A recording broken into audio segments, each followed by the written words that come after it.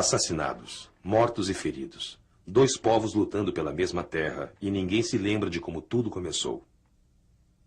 Palestina. História de uma terra. 1880-1950.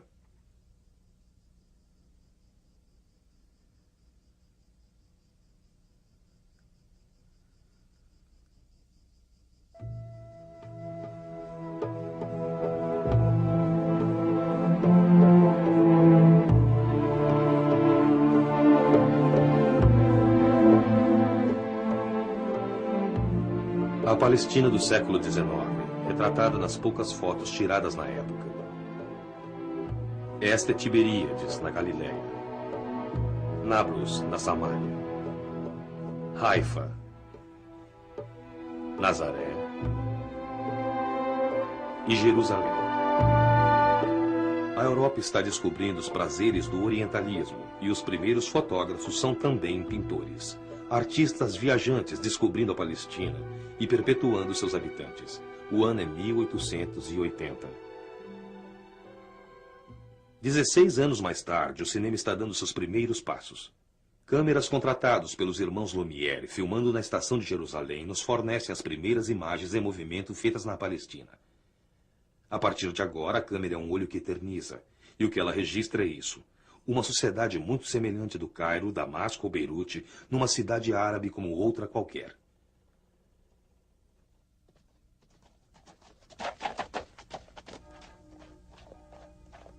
Pelo fim do século XIX, a Palestina tem 500 mil habitantes, dos quais 30 mil vivem em Jerusalém. Uma mulher velada. Um muçulmano sunita, a maioria. Um judeu ortodoxo. Ele também foge à câmera. Aqui temos um patriarca armênio. Cada uma das denominações cristãs tem aqui sua igreja na Cidade Santa. Os locais sagrados das 3 religiões se espalham por umas poucas centenas de metros quadrados.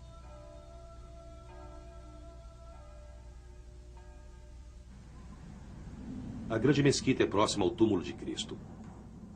Mais adiante, aos pés do Muro das Lamentações, o judeu está recitando uma prece. Ele está usando um tarbush turco e, apesar de orar em hebraico, sua língua cotidiana é o árabe. Os judeus formam a metade da população de Jerusalém, mas no país como um todo eles somam menos que 5% do total. Os cristãos contam 10% e os muçulmanos 85%.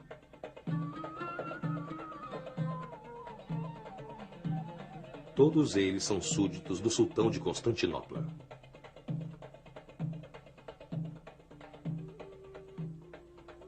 Não há fronteiras dentro do Império Otomano. Há divisões administrativas, dentre as quais, neste imenso território, a Palestina ocupa tão somente 27 mil quilômetros quadrados, constituídos por 3 pequenos distritos ao sul da província de Damasco. O mesmo império no século XVII. Nesse meio tempo ele perdeu os Balcãs, a França e a Itália lhe tomaram o norte da África. A Inglaterra se apoiou do Egito, Aden e até mesmo do Kuwait.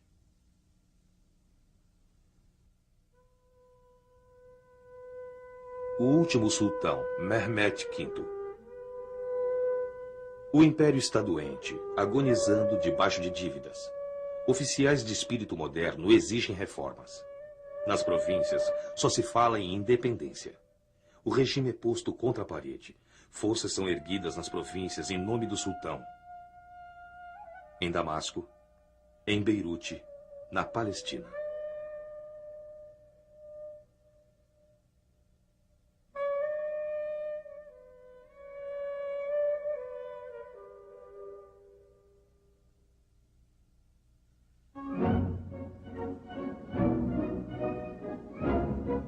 Distante da Palestina, São Petersburgo.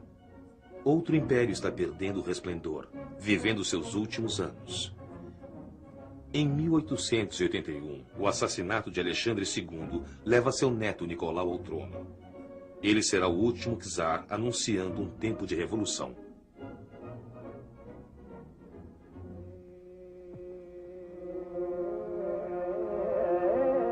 As autoridades czaristas resolvem culpar os judeus por todas as doenças do povo russo. Em 1880, eles somam 5 milhões. Em 20 anos, dezenas de milhares deles foram massacrados.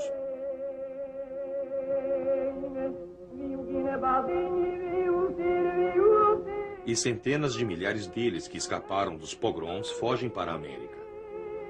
Outros permanecem e apoiam a revolução. E alguns poucos, um punhado de românticos sonhadores, inventam o sionismo.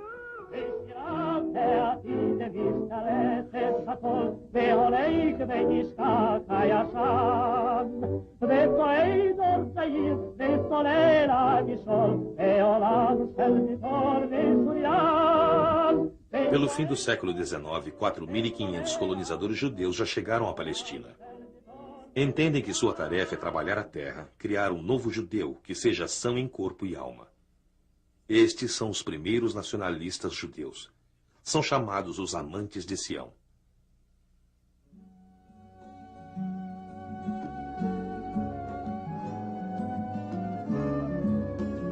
Os camponeses árabes, vendo os primeiros imigrantes judeus chegando, não desconfiam de nada.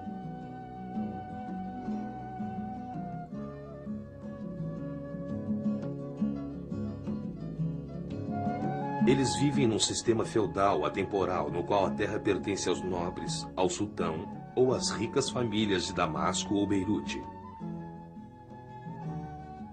Os beduínos e os camponeses não possuem nada. Vivem na plantação ou em seus vilarejos. Mas tudo está prestes a mudar. Theodor Herzl, nascido em Budapeste e educado em Viena, é um jornalista. Depois do caso Dreyfus na França, ele escreve: se até mesmo a França do Iluminismo procura levar os judeus à morte, devemos ter nossa própria terra, um estado onde sejamos nós os senhores. Em 1897, ele comanda o primeiro congresso sionista na Suíça e lança os fundamentos de uma organização política efetiva. Ele determina a si mesmo a meta de não mais que 50 anos para a criação do Estado judeu. Os sionistas possuem agora o seu próprio banco, uma editora em diversos idiomas e uma organização mundial cujo propósito é adquirir o máximo possível de terras na Palestina.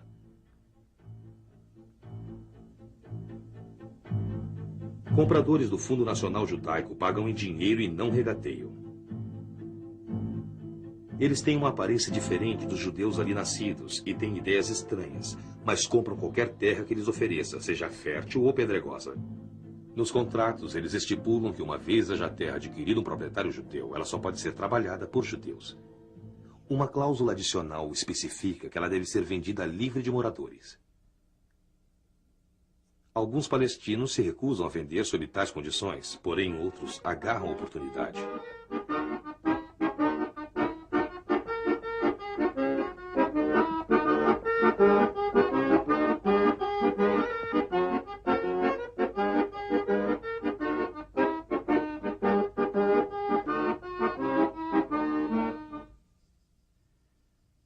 Foi num vilarejo como este que se criou o primeiro kibbutz. Nos arquivos do movimento sionista, a história é representada por 3 fotografias. O vilarejo chamado Anjuni foi vendido após a remoção dos moradores. As casas despavimentadas foram substituídas por cabanas de madeira, como na Rússia. Anjuni tornou-se Degânia e a era do kibbutz começou. Aqui vemos os primeiros dias da vida no kibbutz, uma sociedade exemplar, compartilhando tudo entre todos. Franqueza revolucionária, uma sede por verdade e por justiça, entusiasmo, mas também cansaço, e às vezes dúvida. A primeira geração a nascer no kibbutz aprende a importância de repartir entre os judeus. Ela também aprende que os judeus, um povo sem terra, agora têm um lar nesta terra sem povo. Mas há também outras crianças na Palestina. Em 1910, os judeus ainda compõem apenas 8% da população. Naquele ano, um jovem publica seu primeiro artigo no jornal do Partido dos Trabalhadores Judeus da Palestina. David Green acabara de chegar da Polônia. Ele embarca numa vida de ativismo sob o nome de Davi Ben-Gurion. Em 40 anos, vai se tornar o chefe do novo Estado de Israel. Com a Primeira Grande Guerra prestes a arruinar a Europa, o Kaiser Guilherme II visita Constantinopla.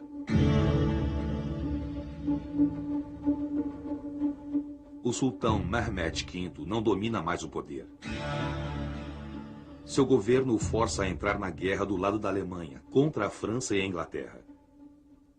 Ele cede, cometendo o erro que lhe custará o trono e seu império.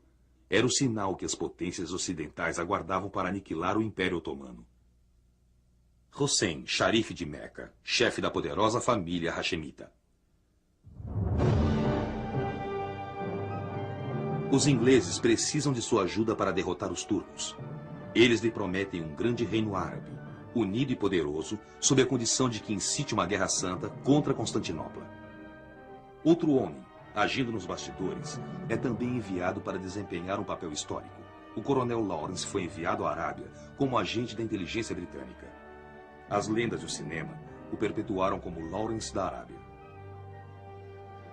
Temos umas poucas e raras imagens de Lawrence. Lawrence no deserto. Lawrence sendo recebido por Faisal, filho de Hussein.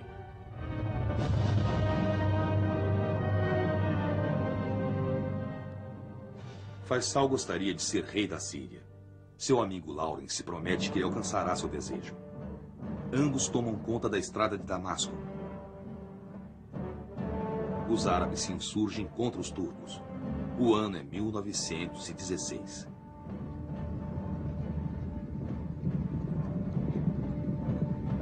Mas nem Lawrence ou Faisal sabem que as províncias árabes já foram repartidas entre os franceses e os ingleses. Num quarto de hotel em Paris, 2 altos oficiais estão negociando partes do Líbano, Síria e Iraque. O francês Georges Picot desenha em azul. O inglês Mark Sykes desenha em vermelho. Para a Palestina, eles escolhem uma outra cor. A área deve se tornar uma zona internacional após a guerra. Em 1917, o exército britânico invade a Palestina pelo sul.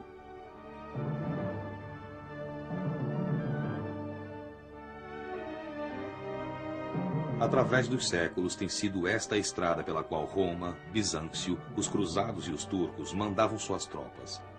Agora, outro império tomava a estrada para Damasco. Em 9 de dezembro, os ingleses incluem outra joia na coroa, Jerusalém. O general Allenby entra na cidade. Respeitando a sensibilidade religiosa de seus habitantes, ele vem desarmado e a pé. Mas os libertadores logo se tornam os conquistadores. 3 semanas antes, uma carta já indicava suas intenções. Assinada pelo chanceler britânico, a carta logo depois ficou conhecida como a Declaração Balfour. Ela informava a comunidade judaica na Inglaterra que o governo de Sua Majestade via com bons olhos a criação de um Estado Nacional Judaico na Palestina.